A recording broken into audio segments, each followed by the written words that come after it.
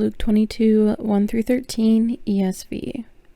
Now the feast of the unleavened bread drew near, which is called the Passover. And the chief priests and the scribes were seeking how to put him to death, for they feared the people.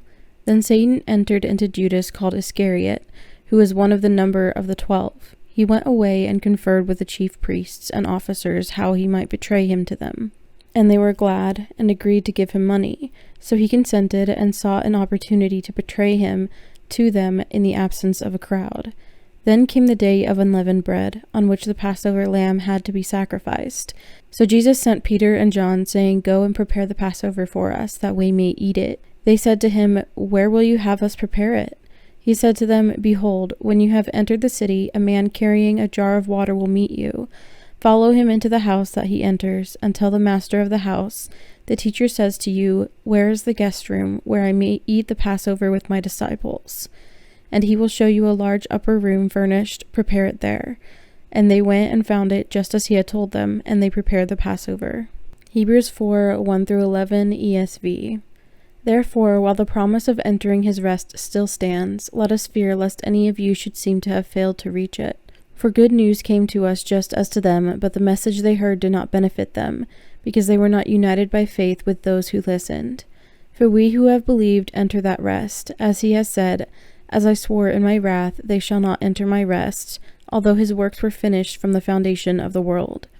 For he has somewhere spoken of the seventh day in this way, and God rested on the seventh day from all his works. And again in this passage he said, They shall not enter my rest.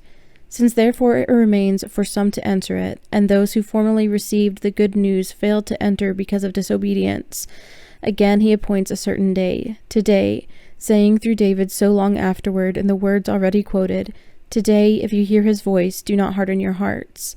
For if Joshua had given them rest, God would not have spoken of another day later on. So then, there remains a Sabbath rest for the people of God, for whoever has entered God's rest has also rested from his works as God did from his. Let us therefore strive to enter that rest, so that no one may fall by the same sort of disobedience. Proverbs 21, 1-16 ESV. The king's heart is a stream of water in the hand of the Lord. He turns it wherever he will. Every way of a man is right in his own eyes, but the Lord weighs the heart. To do righteousness and justice is more acceptable to the Lord than sacrifice.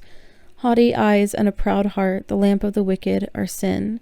The plans of the diligent lead surely to abundance, but everyone who is hasty comes only to poverty. The getting of treasures by a lying tongue is a fleeting vapor and a snare of death. The violence of the wicked will sweep them away, because they refuse to do what is just. The way of the guilty is crooked, but the conduct of the pure is upright.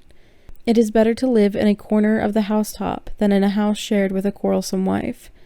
The soul of the wicked desires evil, his neighbor finds no mercy in his eyes. When a scoffer is punished, the simple becomes wise. When a wise man is instructed, he gains knowledge.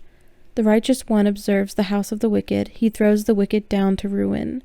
Whoever closes his ear to the cry of the poor will himself call out and not be answered. A gift in secret averts anger, and a concealed bribe strong wrath. When justice is done, it is a joy to the righteous, but terror to evildoers.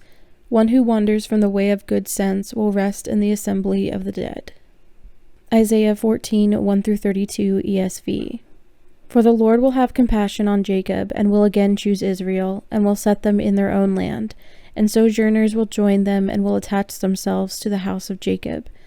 And the peoples will take them and bring them to their place, and the house of Israel will possess them in the Lord's land as male and female slaves.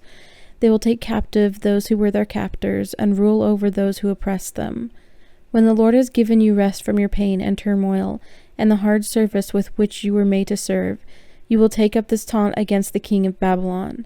How the oppressor has ceased, the insolent fury ceased. The Lord has broken the staff of the wicked, the scepter of rulers, that struck the peoples in wrath with unceasing blows, that ruled the nation in anger with unrelenting persecution. The whole earth is at rest and quiet. They break forth into singing. The cypresses rejoice at you, the cedars of Lebanon, saying, Since you were laid low, no woodcutter comes up against us. Sheol beneath is stirred up to meet you when you come. It rouses the shades to greet you. All who were leaders of the earth, it raises from their thrones all who were kings of the nations. all of whom will answer and say to you, you too have become as weak as we. You have become like us. Your pomp is brought down to Sheol, the sound of your harps. Maggots are laid as a bed beneath you, and worms are your covers. How you are fallen from heaven, O Daystar, son of dawn. How you are cut to the ground, you who laid the nations low. You said in your heart, I will ascend to heaven. Above the stars of God I will set my throne on high. I will sit on the mount of assembly in the far reaches of the north. I will ascend above the heights of the clouds. I will make myself like the Most High. But you are brought down to Sheol, to the far reaches of the pit. Those who see you will stare at you and ponder over you. Is this the man who made the earth tremble, who shook kingdoms, who made the world like a desert and overthrew its cities, who did not let his prisoners go home? All the kings of the nations lie in glory, each to his own tomb. But you are cast out, away from your grave, like a loathed branch, clothed with the slain, those pierced by the sword, who go down to the stones of the pit, like a dead body trampled underfoot. You will not be joined with them in burial, because you have destroyed your land, you have slain your people. May the offspring of evildoers never more be named. Prepare slaughter for his sons because of the guilt of their fathers, lest they rise and possess the earth and fill the face of the world with cities. I will rise up against them, declares the Lord of hosts, and will cut off from Babylon name and remnant, descendants and posterity, declares the Lord.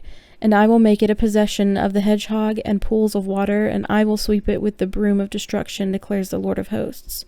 The Lord of hosts has sworn, as I have planned, so shall it be, and as I have purposed, so shall it stand, that I will break the Assyrian in my land, and on my mountains trample him underfoot, and his yoke shall depart from them, and his burden from their shoulder.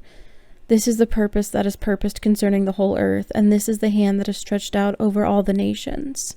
For the Lord of hosts has purposed, and who will annul it? His hand is stretched out, and who will turn it back? In the year that King Ahaz died, came this oracle. Rejoice not, O Philistia, all of you, that the rod that struck you is broken, for from the serpent's root will come forth an adder, and its fruit will be a flying fiery serpent. And the firstborn of the poor will graze, and the needy lie down in safety. But I will kill your root with famine, and your remnant it will slay. Wail, O gate, cry out, O city, melt in fear, O Philistia, all of you. For smoke comes out of the north, and there is no straggler in his ranks. What will one answer the messengers of the nation? The Lord has founded Zion, and in her the afflicted of his people find refuge.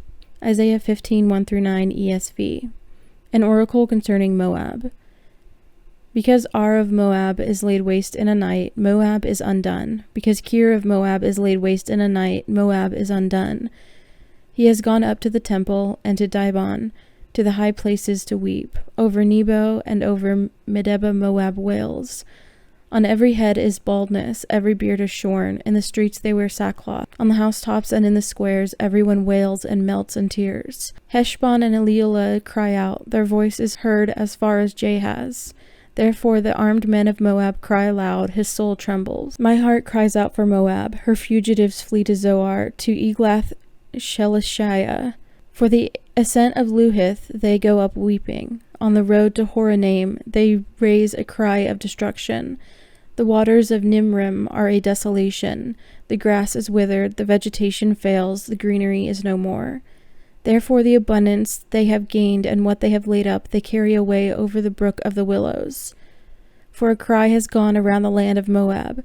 Her wailing reaches the Eglaim. Her wailing reaches Bir Elim. For the waters of Dibon are full of blood. For I will bring upon Dibon even more, a lion for those of Moab who escape, for the remnant of the land. Isaiah 16:1-14 ESV. Send the lamb to the ruler of the land from Selah, by the way of the desert to the mount of the daughter of Zion. Like fleeing birds, like a scattered nest, so are the daughters of Moab at the fords of the Arnon. Give counsel, grant justice. Make your shade like night at the height of noon. Shelter the outcast. Do not reveal the fugitive. Let the outcast of Moab sojourn among you. Be a shelter to them from the destroyer. When the oppressor is no more, and destruction has ceased, and he who tramples underfoot has vanished from the land, then a throne will be established in steadfast love, and on it will sit in faithfulness in the tent of David one who judges and seeks justice and is swift to do righteousness. We have heard of the pride of Moab, how proud he is, of his arrogance, his pride, and his insolence. In his idle boasting he is not right. Therefore let Moab wail for Moab, let everyone wail. Mourn, utterly stricken, for the raisin cakes of Kir Hareseth. For the fields of Heshbon languish, and the vine of Sibmah. The lords of the nations have struck down its branches, which reached to Jazer and strayed to the desert. Its shoots spread abroad and passed over the sea. Therefore I weep with the weeping of Jazer, for the vine of Sibmah. I drench you with my tears, O Heshbon and Elealeh. For over your summer fruit and your harvest the shout has ceased, and joy and gladness are taken away from the fruitful field. And in the vineyards no songs are sung, no cheers are raised, no treader treads out wine in the presses. I have put an end to the shouting. Therefore my inner parts moan like a lyre for Moab, and my inmost self for Kir Hareseth. And when Moab presents himself, when he wearies himself on the high place, when he comes to his sanctuary to pray, he will not prevail. This is the word that the Lord spoke concerning Moab in the past. But now the Lord has spoken, saying, in 3 years, like the years of a hired worker, the glory of Moab will be brought into contempt, in spite of all his great multitude, and those who remain will be very few and feeble.